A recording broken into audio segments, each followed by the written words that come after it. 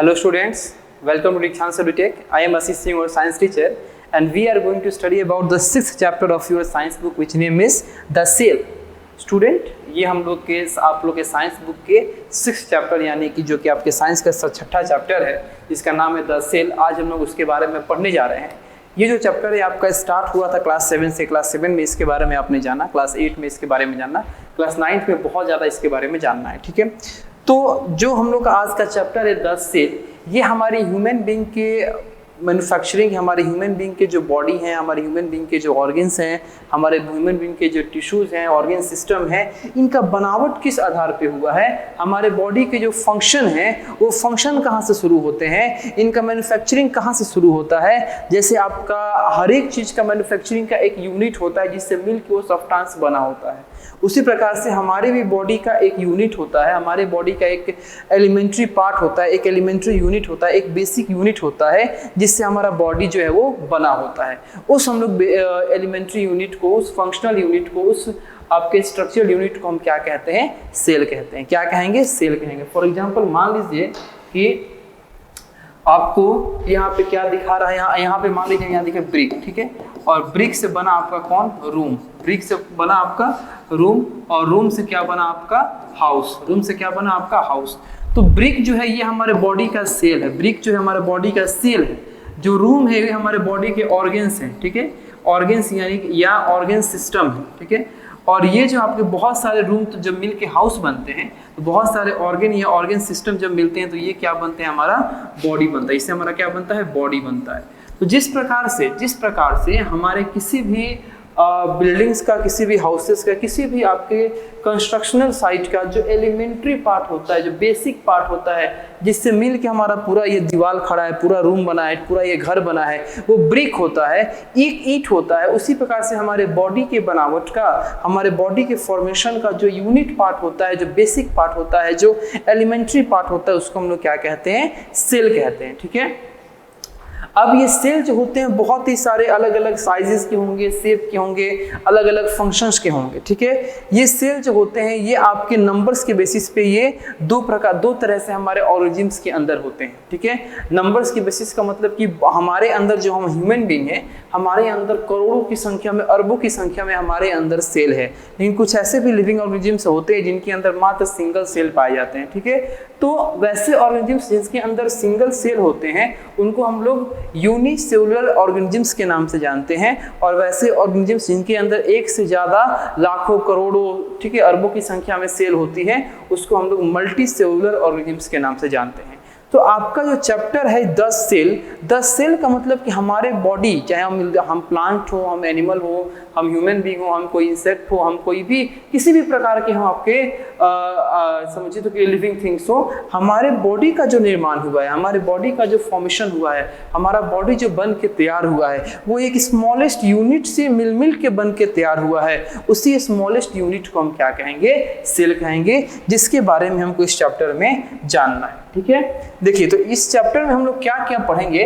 तो पहली बात तो इस चैप्टर को टोटल हम लोग 2 पार्ट में पढ़ेंगे, ठीक है। 2 पार्ट में इस चैप्टर को खत्म करेंगे। ये अभी जो हम लोग पढ़ रहे हैं ये हमारे चैप्टर का फर्स्ट पार्ट होगा, और इसके बाद हम लोग अपने इस चैप्टर का सेकेंड पार्ट पढ़ेंगे। तो क्या क्या अपने इस 2 पार्ट में पढ़ेंगे? तो हम लोग बात करेंगे पहले सेल के इंट्रोडक्शन के बारे में, ठीक है, सेल के इंट्रोडक्शन के बारे में, और इसी में हम लोग बात कर लेंगे किसके बारे में? यूनिसेलुलर ऑर्गेनिज्म्स और मल्टी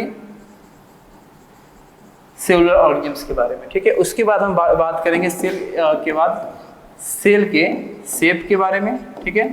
फिर हम बात करेंगे सेल के साइज के बारे में, ठीक है। फिर हम लोग बात करेंगे सेल के स्ट्रक्चर के बारे में, और फिर सेल के फंक्शन के बारे में। अब सेल के स्ट्रक्चर के और फंक्शन के बारे में बात करेंगे, तब इसी में हम लोग बात करेंगे अपने सेल मेम्ब्रेन के बारे में, ठीक है, और न्यूक्लियस के बारे में। आज के इस पार्ट में, ठीक है, आज के इस पार्ट में टोटल हम लोग ये सारे टॉपिक को कवर करने जा रहे हैं। यानी एक सेल के इंट्रोडक्शन से लेके हमारे सेल का जो स्ट्रक्चर में जो न्यूक्लियस है वहां तक के टॉपिक को हम लोग आज के फर्स्ट पार्ट में कवर करेंगे, इस फर्स्ट पार्ट में कवर करेंगे, ठीक है। तो आइए ज़्यादा देर ना करते हुए आज का हम लोग इस पार्ट को स्टार्ट करते हैं और चलते हैं अपने फर्स्ट टॉपिक पे, जो कि हमारा होगा सेल का इंट्रोडक्शन। तो सेल है क्या? तो सेल आपका जो बॉडी है उसका स्ट्रक्चरल और फंक्शनल यूनिट होता है, ठीक है। स्ट्रक्चरल और फंक्शनल यूनिट का मतलब क्या होता है? यूनिट का मतलब होता है कि कोई स्मॉलेस्ट चीज, कोई छोटी से छोटी चीज जो अपने आप में क्या हो, कंप्लीट हो, अपने आप में क्या हो, कंप्लीट हो। कंप्लीट का मतलब कि मान लीजिए आपका एक ब्रिक है, तो ब्रिक जो है वो स्ट्रक्चर अपना, उसके पास स्ट्रक्चर है, एक ब्रिक के पास अपना फंक्शन है, तो है बहुत छोटी, जिससे मिल के हमारा दीवार बनेगा, लेकिन छोटी होने के बावजूद भी अपने आप में एक परफेक्ट स्ट्रक्चर लेके रखी है या लेके रखा है, और ब्रिक जो है अपने आप में एक परफेक्ट फंक्शन लेके रखा है कि हाँ, एक ब्रिक का अपना कुछ स्ट्रक्चर है, एक ब्रिक का अपना कुछ फंक्शन है। तो उसी प्रकार से सेल क्या होता है, आपका एक स्ट्रक्चर और फंक्शनल यूनिट होता है, यानी कि एक ऐसी छोटी से छोटी इकाई होती है जो अपने आप में कंप्लीट होती है। कंप्लीट इन द सेंस कि स्ट्रक्चर के व्यू से भी कंप्लीट होती है और फंक्शन के व्यू से भी कंप्लीट होती है। फॉर एग्जाम्पल मान लीजिए कि आपको हम एमीबा का बात करें, ठीक है। तो एमीबा जो है ये आपका एक यूनिसेलुलर ऑर्गेनिज्म, ठीक है। एमीबा जो है ये क्या है, यूनिसेलुलर ऑर्गेनिज्म है। तो अमीबा यूनिसेलुलर ऑर्गेनिज्म है, इसका मतलब कि अमीबा के अंदर आपके सिंगल सेल, सिर्फ और सिर्फ सिंगल सेल ही क्या करते हैं, आपके होते हैं। सिंगल सेल कंटेनिंग आपका ऑर्गेनिज्म है। अब एक बात बताइए, जब अमीबा के अंदर सिंगल सेल के अलावा, यानी एक सेल के अलावा और कुछ है ही नहीं, तो कहीं ना कहीं अमीबा का जो बॉडी है, ये अपने आप में क्या शो कर रहा है, ठीक है, अपने आप में क्या शो कर रहा है, स्ट्रक्चर ऑफ ए सेल को शो कर रहा है, स्ट्रक्चर ऑफ ए सेल को शो कर रहा है। तो अमीबा का बॉडी अपने आप में कंप्लीट है, इसका मतलब कि एक सेल जो है उसका स्ट्रक्चर अपने आप में क्या है, कंप्लीट है। उसी प्रकार अमीबा जो है ये क्या करता है, अपने आप में बहुत सारे फंक्शन को करता है और सारे फंक्शन को करके अपने लाइफ को सरवाइव कराता है। फॉर एग्जांपल अमीबा जो है वो न्यूट्रिशन को करता है, ठीक है। अमीबा जो है वो आपका डिप्रोडक्शन को करता है, ठीक है। बहुत सारे प्रोसेस को अमीबा करता है और ये सारे प्रोसेस इसी सिंगल सेल के अंदर होते हैं, ये सारे प्रोसेस इसी सिंगल सेल के अंदर होते हैं। तो ये सेल जो है वो स्ट्रक्चर में तो कंप्लीट था, इस सिंगल सेल स्ट्रक्चर में तो कंप्लीट था ही साथ बहुत सारे फंक्शन में भी ये कंप्लीट है। इसीलिए आपका कहा गया है कि cell is a structural and functional, यानी एक ऐसी छोटी इकाई है जो फंक्शन में भी कंप्लीट होती है और स्ट्रक्चर में भी अपने आप में क्या होती है, कंप्लीट होती है, ठीक है। तो ये हमारा स्ट्रक्चरल एंड फंक्शनल यूनिट का मतलब ये हुआ। जितने भी आपके लिविंग थिंग्स होते हैं, ये सभी लिविंग थिंग्स इसी सेल से मिल के बने होते हैं। अब चाहे वो सिंगल सेल से मिल के बने हों या आपका एक से ज्यादा लाखों करोड़ों संख्या में सेल से मिल के बने होते हैं, ठीक है। अब सेल जो है बेसिकली आपका उसी प्रकार है जैसे किसी बिल्डिंग के लिए क्या होता है, ब्रिक होता है। ये तो आपको हम पहले ही बताए हैं, ठीक है। अब चलते हैं हम लोग अपने नेक्स्ट टॉपिक में। चलिए अब हम बात करते हैं, सेल की तो बात कर लिए, अब ये सेल आया कहाँ से, सेल का डिस्कवरी कौन किया, ठीक है, सेल के बारे में किसने क्या थ्योरी दिया। तो वैसे तो ये जो डिस्कवरी ऑफ सेल है ये आपको क्लास 8 से बहुत ज़्यादा क्लास 9th में जानना है, लेकिन फिर भी 8 के लेवल तक आपको जो जानना है हम यहाँ पे आपको हम बताने का प्रयास किए हैं। एक आपके साइंटिस्ट हुए जिनका नाम है आपका रॉबर्ट हुक, ठीक है। रॉबर्ट हुक जो कि आपके एक इंग्लिश मैन यानी कि अंग्रेज थे। ये सबसे पहले 1665 ईस्वी में, सबसे पहले इन्होंने 1665 ईस्वी में क्या किया था, सेल को डिस्कवर किया था, ठीक है। अब ये 1665 ईस्वी में सबसे पहले सेल को डिस्कवर ये कैसे किए थे, तो इन्होंने क्या किया कि एक ट्री के बार्क का, जो ट्री का छाल होता है, बाहरी छाल होता है, एक ट्री के बार्क का इन्होंने एक पार्ट लिया, ठीक है। एक ट्री के बार्क का इन्होंने एक पार्ट लिया, बेसिकली उसको हम लोग कॉर्क कहते हैं। जो कॉर्क होता है हमारे ट्री के बार्क का ही एक पार्ट होता है, तो इन्होंने हमारे ट्री के बार्क का एक पार्ट लिया और लेने के बाद इन्हीं के द्वारा कुछ एक माइक्रोस्कोप डिजाइन किया गया था। उस माइक्रोस्कोप में जाके उस बार्क को क्या किया, इन्होंने ऑब्जर्व किया। इन्होंने जब उस बार्क को ऑब्जर्व किया तो इन्होंने पाया क्या, उस बार्क के अंदर, फॉर एग्जाम्पल मान लीजिए वो बार्क है, इस बार्क के अंदर ये क्या बने हैं, छोटे छोटे कंपार्टमेंट्स बने होते हैं। ये आपके छोटे छोटे कंपार्टमेंट्स बने हैं। तो ये इनको कुछ समझ में नहीं आया, ये जो उस बार की इस छाल के अंदर जो छोटे छोटे कंपार्टमेंट बने थे, उस कंपार्टमेंट को इन्होंने क्या नाम दे दिया, इस कंपार्टमेंट को उन्होंने नाम दे दिया किसका, सेल का। बोल दिए कि हाँ इसको हम क्या बोलेंगे, सेल बोलेंगे, ठीक है। तो इस तरीके से रॉबर्ट हुक के द्वारा आपका 1665 ईस्वी में सेल को क्या किया गया, डिस्कवर किया गया। ये जो सेल है उसको क्या किया गया, डिस्कवर किया गया, ठीक है। अब इसी कंपार्टमेंट को इन्होंने क्या नाम दिया, सेल का नाम दिया। अब एक बात और है कि डिस्कवर तो ठीक है, सेल का जो नाम है वो दिया गया हमारे रॉबर्ट हुक के द्वारा, डिस्कवर किया गया रॉबर्ट हुक के द्वारा, लेकिन एक सेल थ्योरी आती है। सेल थ्योरी जो है ये दो हमारे साइंटिस्ट के द्वारा दिया गया, जिनका नाम था स्लीडन एंड स्वान, ठीक है, स्लीडन एंड स्वान। स्लीडन और स्वान इन्होंने दोनों लोग मिलके एक थ्योरी दिया सेल से रिलेटेड। इस थ्योरी के अकॉर्डिंग वो लोग ये कहते हैं कि जितने भी आपके लिविंग थिंग्स हैं, चाहे वो प्लांट हो चाहे वो एनिमल्स हो, ये सारे लिविंग थिंग्स आपके सेल से मिलके ही बने होते हैं। ये सारे लिविंग थिंग्स आपके किससे मिलके बने होते हैं, सेल से मिलके। और साथ ही साथ इन्होंने एक और थ्योरी दिया कि जितने भी आपके लिविंग थिंग्स के अंदर सेल होते हैं, ये सेल कहीं और से नहीं आते हैं। जो पहले से सेल आपके एग्जिस्ट करते हैं, उसी पहले से एग्जिस्ट करते हुए सेल से ही क्या करते हैं, हमारे नए सेल बनते हैं, ठीक है। तो ये जो थ्योरी है कि जितने भी प्लांट्स एंड एनिमल्स हैं सब सेल से मिलके बने हैं, या एक बॉडी के अंदर जितने भी सेल हैं वो प्री एग्जिस्टिंग सेल, यानी जो पहले से सेल एग्जिस्ट कर रहा है उससे मिलके हमारे न्यू सेल बनते हैं। ये थ्योरी को हम लोग सेल थ्योरी कहते हैं। और इस थ्योरी को देने वाले हमारे दो साइंटिस्ट हुए जिनका नाम है स्लीडन एंड स्वान, ठीक है।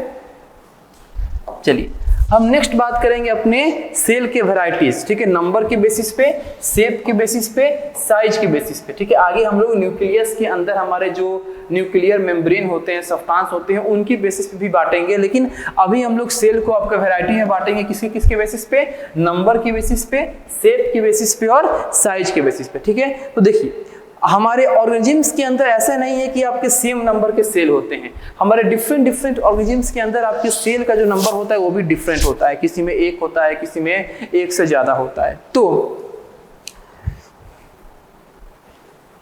जितने भी आपके ज्यादा से ज्यादा नंबर ऑफ सेल वाले आपके ऑर्गेनिज्म होते हैं, ठीक है, उनका साइज जो होता है वो आपका बड़ा होता है, ठीक है। तो नंबर ऑफ सेल के बेसिस पे कि किस ऑर्गेनिज्म्स के अंदर कितने नंबर ऑफ सेल प्रेजेंट हैं, तो नंबर ऑफ सेल के बेसिस पे ऑर्गेनिज्म्स को हम दो पार्ट में डिवाइड करते हैं। पहला होता है यूनिसेलुलर ऑर्गेनिज्म्स और दूसरा होता है मल्टीसेलुलर ऑर्गेनिज्म्स। यूनिसेलुलर यानी कि जो आपका सिंगल सेल से मिलके बना हो, सिंगल सेल से कंपोज होकर जो आपका बना होता है उसी को हम क्या कहते हैं, यूनिसेलुलर। फॉर एग्जांपल इसमें आपका एग्जांपल में क्या आएगा, फॉर एग्जांपल मान लीजिए अमीबा, ठीक है। अमीबा क्या है आपका, पैरामीशियम, ठीक है, पैरामीशियम। तो अमीबा हो गया, पैरामीशियम हो गया, ये सब जो होते हैं यूनिसेलुलर ऑर्गेनिजम्स होते हैं। इट मींस कि ये सिंगल सेल से मिलके बनते हैं, एक सेल से मिलके बनते हैं, ठीक है। नेक्स्ट है आपका मल्टीसेलुलर।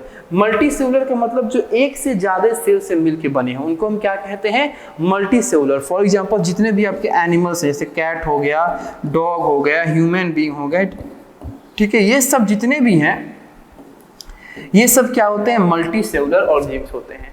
तो सेल के नंबर के बेसिस पे जो हमारे सेल का डिवीजन है या सेल का जो वैरायटी है वो दो प्रकार से हुआ। एक हो गया यूनिसेलुलर ऑर्गेनिज्म्स और दूसरा हो गया मल्टीसेलुलर ऑर्गेनिज्म्स, ठीक है।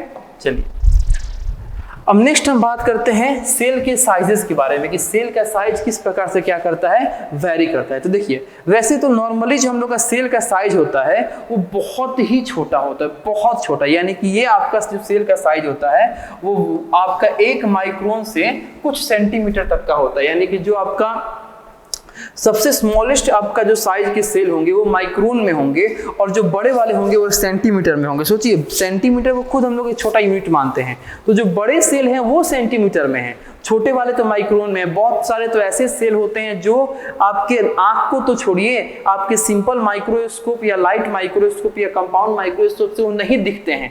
उनको देखने के लिए आपको इलेक्ट्रॉन माइक्रोस्कोप या बहुत ही हाई क्वालिटी के माइक्रोस्कोप की आवश्यकता होती है। इतने छोटे छोटे सेल होते हैं, ठीक है। तो नॉर्मली हमारे सेल का जो साइज होता है वो बहुत ही छोटा होता है। अब कुछ ऐसे सेल हैं जो आपके जिनको देखने के लिए माइक्रोस्कोप की आवश्यकता नहीं है, उनको देखने के लिए हम नग्न आंखों से यानी हमारे जो नेकेड आईज है उससे भी हम देख सकते हैं। अब कौन कौन से ऐसे सेल हैं जिनका साइज थोड़ा सा बड़ा है, जिनको अपनी आंखों से देख सकते हैं, या हमारे सेल का साइज किस प्रकार से वैरी करता है, इसके बारे में हम लोग पढ़ते हैं।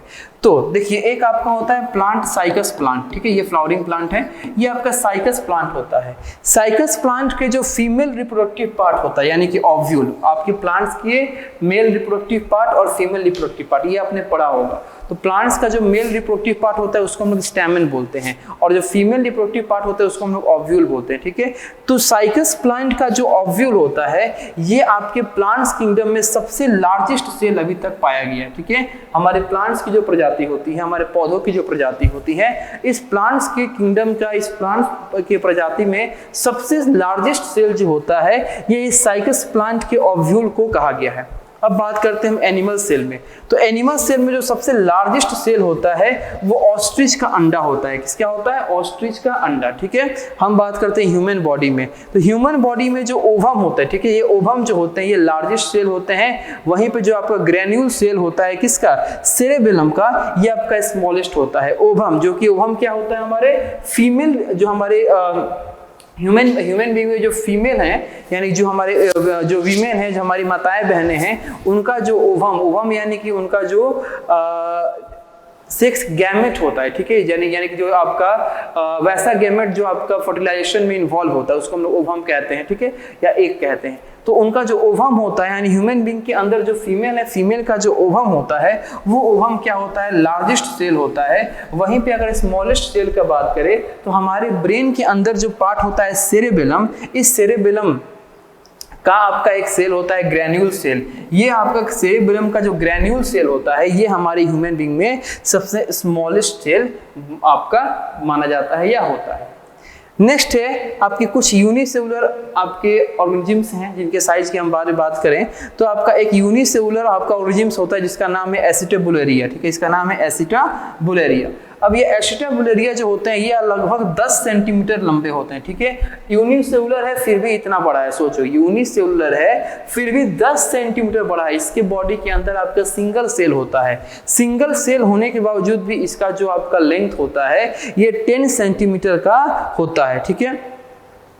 अब एक चीज हमेशा आप लोग समझ लीजिएगा कि जो आपके सेल का साइज है, ठीक है, जो सेल का साइज है ये आपके बॉडी के साइज से कभी भी रिलेटेड नहीं होगा। ऐसा नहीं कि हमारे बॉडी के अंदर के जो सेल के साइज होते हैं उनसे हमारा बॉडी अब जैसे मान लीजिए हमारे एलिफेंट के अंदर ही बहुत सारा ऐसा सेल होता है जो हमारे बॉडी के अंदर के सेल से भी छोटा होता है। तो क्या अब उसकी बॉडी के अंदर का सेल, उसका बॉडी बड़ा है तो सारे सेल उसके बड़े होने चाहिए? ऐसी बात नहीं है। हमारे बॉडी के साइज का कोई रिलेशन हमारे सेल के साइज से नहीं होता है। हमारा बॉडी बड़ा है या छोटा है इसका कोई डिपेंडेंस आपका हमारे सेल के साइज पे नहीं है कि सेल के बड़े या छोटे होने से। हाँ, हमारा बॉडी बड़ा है तो एक चीज जरूर होगा कि हमारे बॉडी में नंबर ऑफ सेल्स जो होंगे वो ज्यादा होंगे, जो आपका वॉल्यूम ऑफ सेल्स जो होगा, जो सेल्स की संख्या होगी वो ज्यादा होगी, ना कि हमारे सेल का साइज के बड़े छोटे होने से हमारे बॉडी के साइज के ऊपर क्या कर होगा, कोई फर्क पड़ेगा, ठीक है। चलिए, माइकोप्लाज्मा जो है ये अभी तक का सबसे स्मॉलेस्ट सेल है जिसका जो साइज है वो 0.1 माइक्रोन डायमीटर का है, ठीक है, नाम याद रखोगे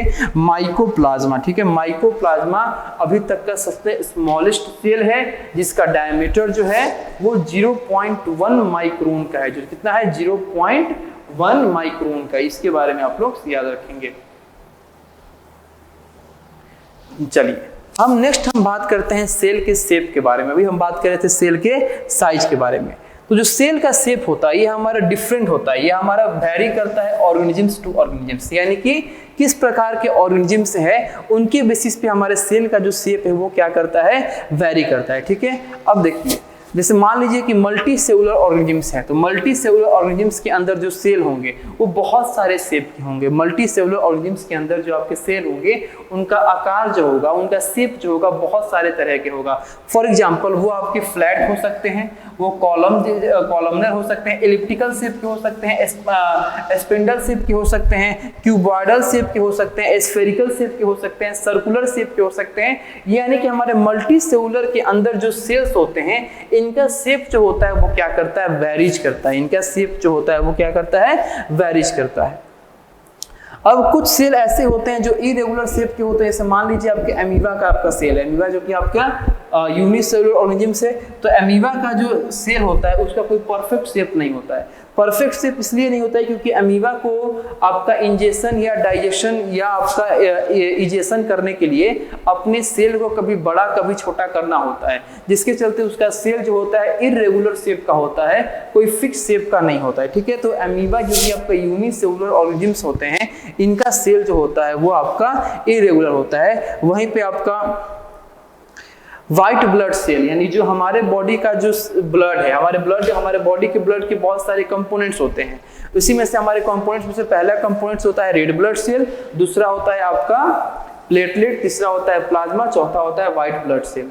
तो इसी में जो हमारा चौथा हमारा जो कंपोनेंट है ब्लड का, WBC व्हाइट ब्लड सेल, ये व्हाइट ब्लड सेल जो होते हैं इनका जो साइज होता है वो हमारा ये भी आपका इरेगुलर शेप का होता है। व्हाइट ब्लड का भी जो आपका शेप होता है वो इरेगुलर होता है।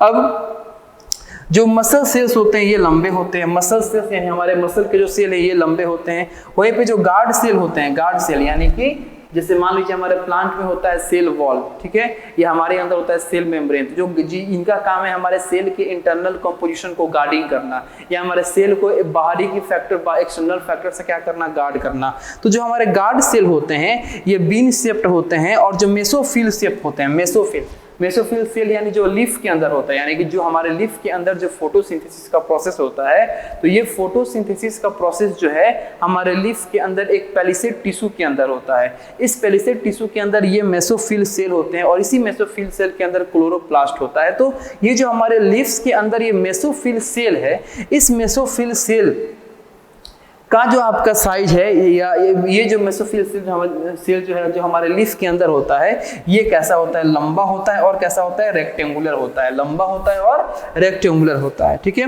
नर्व सेल का बात करें तो नर्व सेल जो होते हैं वो लंबे होते हैं और ब्रांच्ड होते हैं। ब्रांच क्यों होते हैं भाई, क्योंकि नर्व सेल को हमारे बॉडी के डिफरेंट ऑर्गन से कनेक्शन लेना है, वहां से मैसेजेस का आदान प्रदान करना है, हमारे ब्रेन तक पहुंचाना है। ठीक है, तो इसलिए इसमें बहुत सारे ब्रांच लगे होते हैं, क्योंकि वो सारे ब्रांच हमारे बॉडी के डिफरेंट ऑर्गन से जाके क्या करते हैं, जुड़ जाते हैं। वो सारे ब्रांच क्या करते हैं, हमारे डिफरेंट ऑर्गन से आए हुए नर्व से जुड़ते हैं, और उन नर्व्स के थ्रू हमारे मैसेज का क्या होता है, ट्रांसफर होता है। अगर किसी ऑर्गन से मैसेज को ब्रेन में भेजना है तो वो मैसेज हमारे ऑर्गन से स्पाइनल यहाँ पे नर्व सेल के द्वारा क्या होगा, हमारे ब्रेन में जाएगा। ठीक है, चलिए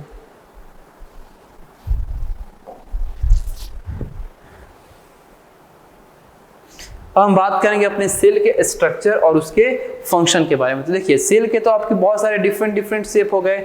अब वो जो आपका शेप है उसमें से आपको पहले ही बताएं, कुछ आपका फ्लैट होगा, कॉलमनर होगा, एलिप्टिकल होगा, स्पिंडल होगा, क्यूबॉइडल होगा, ये सब आपके शेप होंगे। ठीक है, अब इसी शेप को यहाँ पे आपको हम पिक्चर के रूप में दिखाए हैं। ठीक है, अब ये जो है ये आपका शेप है इसका ब्लड सेल का, ये आपका रेड ब्लड सेल का शेप है। इस शेप को हम लोग बोलते हैं बाई कॉनकेव शेप। क्या बोलेंगे, बाई कॉनकेव। कॉनकेव का मतलब होता है इस टाइप का, ये जो स्ट्रक्चर है इसको कॉनकेव कहते हैं, यानी अंदर की तरफ कुछ जगह हो, अंदर की तरफ एक कैविटी हो, अंदर की तरफ एक आपका खाली स्पेस हो किसी चीज को स्टोर करने के लिए। तो जो रेड ब्लड सेल होते हैं ये आपके बाई कॉनकेव शेप के होते हैं, और बाई कॉनकेव शेप के होने के कारण ये क्या करते हैं, ज्यादा से ज्यादा सरफेस प्रोवाइड करते हैं, किसके लिए, ऑक्सीजन के एब्जॉर्प्शन के लिए। क्यों, क्योंकि ब्लड का काम क्या है, ब्लड का काम है ऑक्सीजन को एब्जॉर्ब करके, जैसे हम लोग क्या करते हैं, इनहेल करते हैं, तो इनहेल करते हैं तो हमारे बॉडी के अंदर के जो हमारे बॉडी के अंदर जो ऑक्सीजन जाता है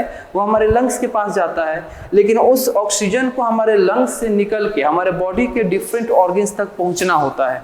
तो हमारे बॉडी के डिफरेंट ऑर्गन्स तक पहुंचाने के लिए यही ब्लड क्या करता है, हमारे लंग्स से उस ऑक्सीजन को लेके और डिफरेंट बॉडी के पार्ट्स तक पहुंचाता है। तो ये ब्लड इसलिए वो सक्षम है काम को करने के लिए, क्योंकि इस ब्लड का जो सेल है उसका जो शेप है वो बाई कॉनकेव है। बाई कॉनकेव होने के चलते इसके पास एक्स्ट्रा स्पेस हो जाते हैं, इसके पास स्पेस ज्यादा होते हैं, क्या करने के लिए, उस ऑक्सीजन को एब्जॉर्ब करने के लिए, और एब्जॉर्ब करके वो क्या करता है, ऑक्सीजन को हमारे डिफरेंट बॉडी तक लेके जाता है। तो यहाँ पे आप देख सकते हैं कि ये आपका रेड ब्लड सेल हो गया, ये मसल सेल हुआ, ये मसल सेल हुआ जो आपको बताए थे। ठीक है, ये आपका हुआ नर्व सेल। ये देखिए नर्व सेल बहुत सारा ब्रांच निकला हुआ है, ये सारे ब्रांच जो होते हैं, ये सारे ब्रांच हमारे बॉडी के डिफरेंट ऑर्गन से आए हुए नर्व से क्या होते हैं, कनेक्ट होते हैं।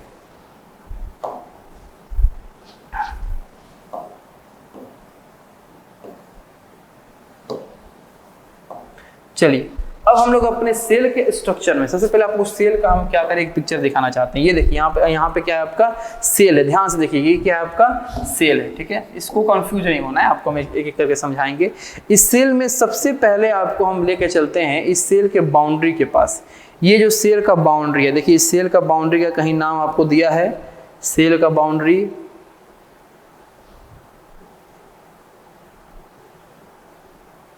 देखिए ये जो आपका सेल है, इस सेल का ये जो बाउंड्री है, ठीक है, ये रहा बाउंड्री। इस बाउंड्री का देखिए नाम आपको दिया है सेल मेम्ब्रेन। मेम्ब्रेन यानी कि लेयर, हमारे सेल का जो आउटर लेयर है इसको क्या बोलेंगे हम, सेल मेम्ब्रेन या प्लाज्मा मेम्ब्रेन बोलेंगे। इसके अंदर, इस सेल मेम्ब्रेन या प्लाज्मा मेम्ब्रेन के अंदर ये आपको हल्का येलो या जिस कलर का भी आपको समझ रहे हो, यहाँ पे क्या है, ये क्या है, जेली लाइक सब्सटेंस है। ये जेली लाइक सब्सटेंस है, इसको हम लोग बोलेंगे साइटोप्लाज्म। क्या बोलेंगे, इसको हम लोग बोलेंगे साइटोप्लाज्म, ठीक है। अब देखिए यहाँ पे आपके सेल के सेंटर में एक स्फेरिकल पार्ट है। ये जो स्फेरिकल पार्ट है इसको बोलेंगे हम लोग न्यूक्लियस। क्या बोलेंगे, न्यूक्लियस। इस स्फेरिकल पार्ट के बहुत सारे फिर पार्ट होते हैं। इस न्यूक्लियस के अंदर एक और स्फेरिकल पार्ट है, इसको हम लोग न्यूक्लियोस बोलेंगे। क्या बोलेंगे, न्यूक्लियोस। इस न्यूक्लियस के अंदर जो ये जेली लाइक सब्सटेंस प्रेजेंट होते हैं इसको हम लोग न्यूक्लियोप्लाज्म बोलेंगे। क्या बोलेंगे, न्यूक्लियोप्लाज्म बोलेंगे, ठीक है। और यहाँ पे आपको फिर ये जो पार्ट है इसको हम लोग न्यूक्लियर पोर बोलेंगे। और ये आपका न्यूक्लियर जो है वो इन्वेलप है, ठीक है, ये आपका न्यूक्लियर इन्वेलप है। इस तरीके से ये हमारा क्या है, ये सारे nucleoplasm, nucleolus, nuclear pore, nuclear envelope, ये चारों मिल के क्या बनाए, ये चारों मिल के क्या बनाए, हमारे सेल का सेंटर बनाए। सेल का जो आपका स्फेरिकल है सेंटर, इसको बनाए, इसको हम लोग क्या बोलेंगे, न्यूक्लियस बोलेंगे, ठीक है। चलिए अब ये जो आपका साइटोप्लाज्म है, आप देख सकते हैं इस साइटोप्लाज्म के अंदर बहुत सारे तरह तरह के सब्सटेंस जो है वो मौजूद है। कोई आपका टेढ़ा मेढ़ा, कोई हरा, कोई ब्लू, बहुत तरह के सब्सटेंस मौजूद हैं। तो हमारे साइटोप्लाज्म के अंदर जो ये आपके सब्सटेंस प्रेजेंट होते हैं इनको हम लोग सेल ऑर्गेनेल्स बोलते हैं। ये सेल ऑर्गेनेल्स जो है हमारे सेल के प्रॉपर फंक्शन करने के लिए बहुत ही क्या करते हैं, हेल्पफुल होते हैं। इन्हीं में से कोई कुछ फंक्शन करता है, कोई प्रोटीन देता है, कोई विटामिन देता है, कोई डाइजेशन का काम करता है, कोई बाहर से चीज़ों को अंदर ले जाता है, ठीक है, कोई आपका न्यूट्रिएंट को प्रोवाइड करता है, कोई सप्लाई करता है। तो बहुत यही सब सेल ऑर्गेनेल्स हैं जिनका अपना अपना फंक्शन होता है। और ये सेल ऑर्गेनेल्स अपना अपना फंक्शन करते हैं तो हमारा सेल जो है वो एक्टिव रहता है, लाइव रहता है, और हमारा सेल जो है वो अपना काम करता है, ठीक है। तो इन सेल ऑर्गेनेल्स के बारे में भी हमको पढ़ना है। पहले इन सेल ऑर्गेनेल्स को आपको अलग अलग हम दिखा दें, ठीक है। सबसे पहले आप देखिए यहाँ पे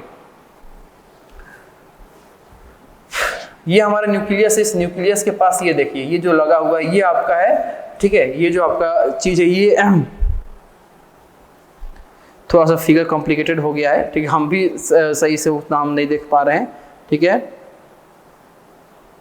एक मिनट इस फिगर को ये कर ले दीजिए।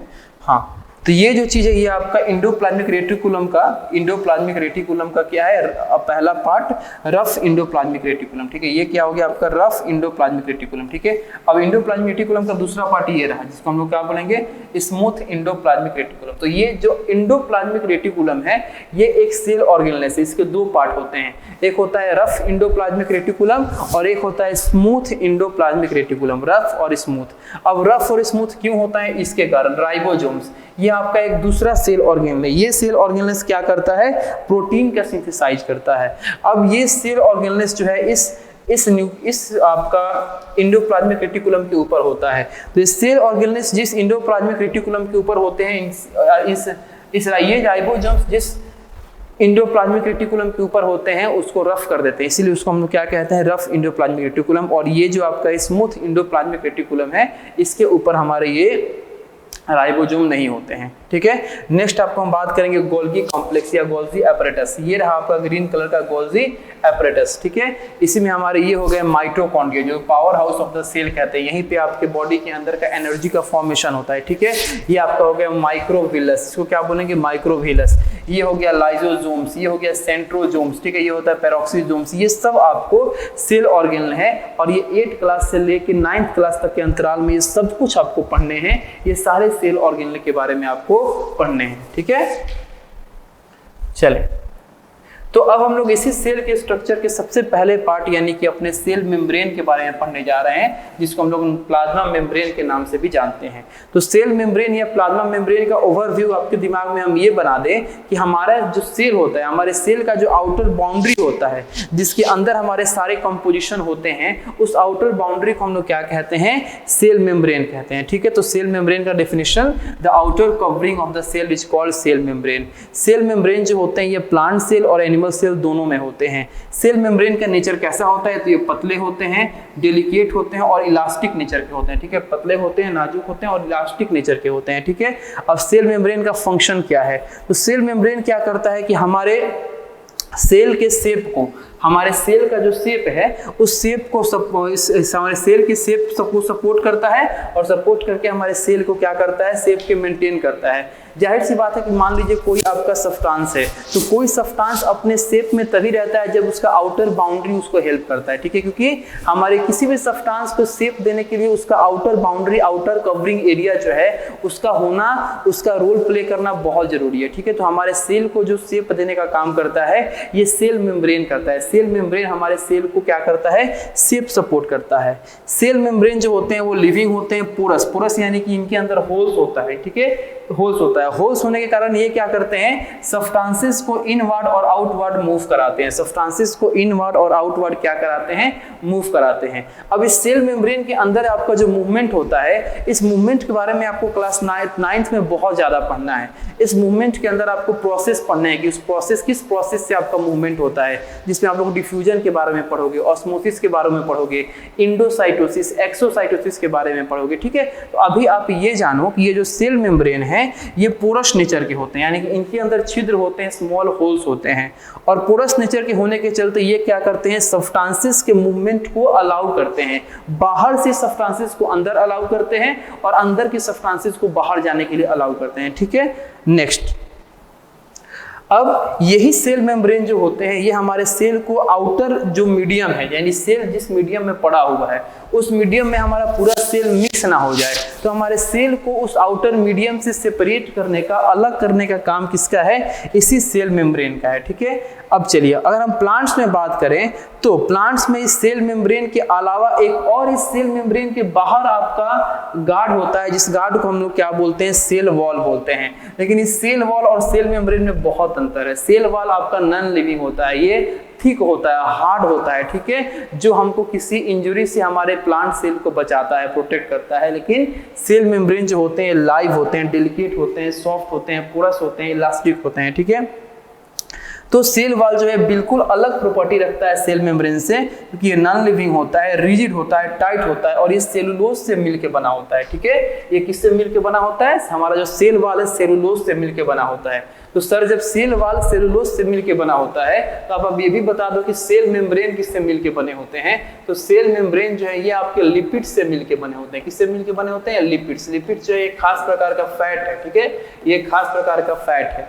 तो सेल मेम्ब्रेन जो है ये लिपिड से मिलके बने होते हैं। ठीक है, चलिए, तो सेल मेम्ब्रेन क्या करता है सर, तो सेल वॉल क्या करता है, तो सेल वॉल जो है वो हमारे प्लांट सेल को रिजिडिटी प्रोवाइड करता है, शेप प्रोवाइड करता है और साथ ही साथ हमारे प्लांट सेल को प्रोटेक्ट करने का भी काम करता है, प्रोटेक्शन देने का भी काम करता है। अब हम लोग आ रहे हैं अपने सेल के सेंटर में, जो हम लोग का सेल का सेंटर है, जहां पे एक स्फेरिकल पार्ट पाया जाता है। अभी आपको हम पिक्चर में दिखाएं, इस पिक्चर को, उस स्फेरिकल पार्ट को हम क्या कहते हैं, न्यूक्लियस कहते हैं। ठीक है, तो न्यूक्लियस को डिफाइन करना हो तो कैसे करेंगे कि न्यूक्लियस जो आपका एक स्फेरिकल शेप्ड स्ट्रक्चर है जो हमारे सेल के सेंटर में क्या करता है, पाया जाता है। ये जो न्यूक्लियस है ये किसके द्वारा सराउंडेड होता है, तो ये जो न्यूक्लियस है ये साइटोप्लाज्म के द्वारा सराउंडेड होता है। ये साइटोप्लाज्म के अंदर ये एम्बेडेड होता है। कौन, न्यूक्लियस। ठीक है, अब न्यूक्लियस जो होता है वो हमारा कंट्रोल सेंटर होता है। कंट्रोल सेंटर का मतलब कि हमारे सेल में जितने भी एक्टिविटीज होते हैं, ठीक है, हमारे सेल में जितने भी एक्टिविटीज होते हैं उन सारे एक्टिविटीज को कंट्रोल करने का काम किसका होता है, ये न्यूक्लियस का होता है। कंट्रोल करने का काम किसका होता है, न्यूक्लियस का होता है। बहुत सारे ऐसे सेल होते हैं जिनके पास एक न्यूक्लियस होता है, बहुत सारे ऐसे सेल होते हैं जिनके पास एक से ज्यादा न्यूक्लियस होता है। ठीक है, अब चूंकि हमारे सेल में जितने एक्टिविटी हो रहे हैं सारे एक्टिविटी को कंट्रोल करने का काम हमारे सेल का है, सॉरी न्यूक्लियस का है, इसीलिए हम लोग न्यूक्लियस को क्या कहते हैं, nucleus brain of the cell के नाम से जानते हैं। यानी हमारे सेल का जो दिमाग है, हमारे सेल का जो ब्रेन है, वो इस न्यूक्लियस को हम लोग कहते हैं। ये जो हमारा न्यूक्लियस है ये टोटल 4 कंपोनेंट से मिलकर बना है, यानी कि हमारे न्यूक्लियस के टोटल 4 कंपोनेंट्स होते हैं। 4 कंपोनेंट से हमारा न्यूक्लियस बनता है। कौन कौन सा? सबसे आउटर जो बाउंड्री होगा न्यूक्लियस का, उसको हम लोग न्यूक्लियर मेम्ब्रेन कहेंगे। हमारे न्यूक्लियस के अंदर जो jelly like substance, fluid substance present होंगे, उनको हम लोग न्यूक्लियोप्लाज्म कहेंगे। हमारे न्यूक्लियस के सेंटर में जो आपका स्फेरिकल पार्ट होता है, उसको हम लोग न्यूक्लियस कहते हैं। अब ये न्यूक्लियस के अलावा एक और मटेरियल होता है जिससे हम जो हमारे न्यूक्लियस के अंदर होता है, उसको हम लोग क्रोमोजोम कहते हैं। ठीक है, अब यही क्रोमोजोम है जो आपका जब फर्टिलाइजेशन होता है, यानी कि जब आपका रिप्रोडक्शन का प्रोसेस होता है, उस वक्त मेल है, इस वक्त पेरेंट्स में से कैरेक्टर्स को ट्रांसफर करा के यही आपका क्रोमोजोम क्या करता है, इसके अंदर जो डीएनए है, जो जीन है, यही डीएनए या जीन क्या करते हैं, हमारे पेरेंट्स में से यानी कि मेल में से और फीमेल में से कैरेक्टर्स को लेके हमारे बेबी में क्या करते हैं, ट्रांसफर करते हैं। तो ये न्यूक्लियस है। न्यूक्लियस के क्या ये 4 कंपोनेंट्स हो गए, जिस कंपोनेंट से मिलके हमारा ये न्यूक्लियस बना है। सबसे पहला न्यूक्लियर मेम्ब्रेन हो गया, न्यूक्लियोप्लाज्म हो गया, न्यूक्लियस हो गया और फिर आपका क्रोमोजोम हो गया। ठीक है, चलिए अब इस चारों कंपोनेंट्स को हम लोग सिंगल सिंगल करके पढ़ेंगे।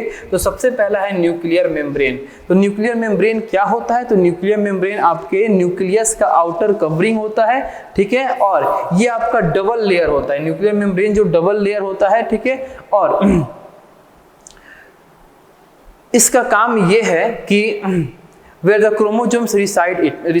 It also serves to separate the chromosome from the cells, cytoplasm and other content. ठीक है, ये न्यूक्लियर मेम्ब्रेन क्या करता है? इस न्यूक्लियर मेम्ब्रेन के पास हमारे क्रोमोजोम होते हैं और ये हमारे क्रोमोजोम को क्या करता है, हमारे न्यूक्लियस के बाहर जो साइटोप्लाज्म होता है, उस साइटोप्लाज्म से हमारे क्रोमोजोम को क्या करता है, सेपरेट करता है, अलग करता है। नेक्स्ट है आपका न्यूक्लियस। न्यूक्लियस जो होता है आपका, ये एक स्फेरिकल स्ट्रक्चर होता है। ठीक है, अब ये जो स्फेरिकल स्ट्रक्चर होता है, ये हमारे न्यूक्लियस के सेंटर में पाया जाता है। ठीक है, ये आपका मेम्ब्रेन लेस होता है, इसमें कोई मेम्ब्रेन नहीं होते हैं। ठीक है, ये मेम्ब्रेन नहीं होते हैं और ये किसी से मिलके बना होता है, ये आरएनए और प्रोटीन से मिलके बना होता है। ध्यान दें, ठीक है, आरएनए और प्रोटीन। अक्सर आरएनए डीएनए हम लोग एक साथ बोलते हैं, लेकिन अंतर है, डीएनए जो है वो क्रोमोजोम का कंपोनेंट है, डीएनए जो है वो क्रोमोजोम का कंपोनेंट है।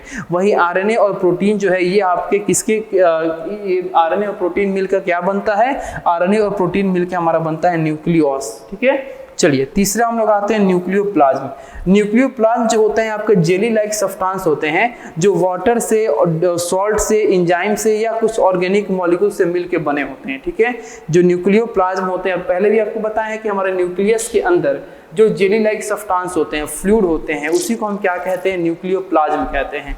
तो न्यूक्लियोप्लाज्म जो होते हैं वो आपके जेली लाइक सब्सटेंस होते हैं, तो किसके चलते होते हैं, ये आपके वाटर के चलते, सॉल्ट के चलते, कुछ एंजाइम के चलते और कुछ ऑर्गेनिक मॉलिक्यूल्स के चलते ये क्या होते हैं, जेली लाइक सब्सटेंस बने होते हैं।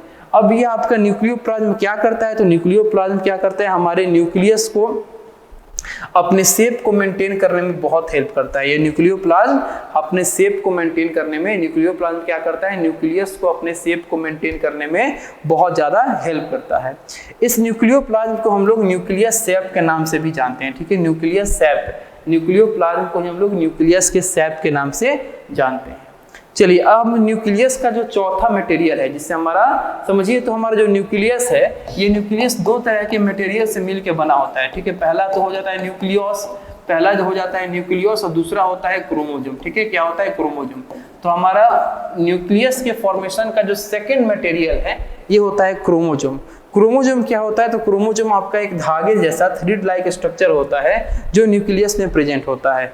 ये क्रोमोजोम जो है ये आपके क्या करता है, बहुत सारे जीन को क्या करता है, कंटेन किया रहता है। ठीक है, अब ये जो आपके बहुत सारे जीन होते हैं, ये जीन कहाँ प्रेजेंट होते हैं? तो ये जीन प्रेजेंट होते हैं डीएनए में। ठीक है, तो समझिए, तो डीएनए कहाँ होता है, क्रोमोजोम में, और डीएनए के अंदर कौन होता है, जीन होता है। यही जीन है कि यही जीन है जिससे हमारे मेल से फीमेल से, यानी कि पेरेंट से जो आपका कैरेक्टर होता है, वो रिप्रोडक्शन के दौरान ये कैरेक्टर जो है इसी जीन के कारण, इसी क्रोमोजोम या डीएनए के कारण ये कैरेक्टर जो है वो हमारे पेरेंट से बेबी में, ऑफस्प्रिंग में क्या होता है, ट्रांसफर होता है। ठीक है, तो इस तरीके से हमने क्या किया, किया, अपने इस सेल के स्ट्रक्चर के पहला जो सेल मेम्ब्रेन था उसको और न्यूक्लियस को बहुत ही अच्छे तरीके से पढ़ के कंप्लीट किया। ठीक है, तो यहाँ पे हम लोग का पार्ट 1 जो है वो कंप्लीट होता है। अब इसके आगे के जो टॉपिक्स है जिसमें हम लोग साइटोप्लाज्म के बारे में और बहुत सारे सेल ऑर्गेनेल्स के बारे में और कंपैरिजन ऑफ प्लांट सेल और एनिमल सेल, इनके बारे में हम लोग इसके आगे के टॉपिक यानी सेकंड पार्ट में पढ़ेंगे। तब तक के लिए थैंक यू सो मच और बहुत जल्दी मिलते हैं आपसे इसी के सेकंड पार्ट में। ठीक है, मन लगा के पढ़ाई करें।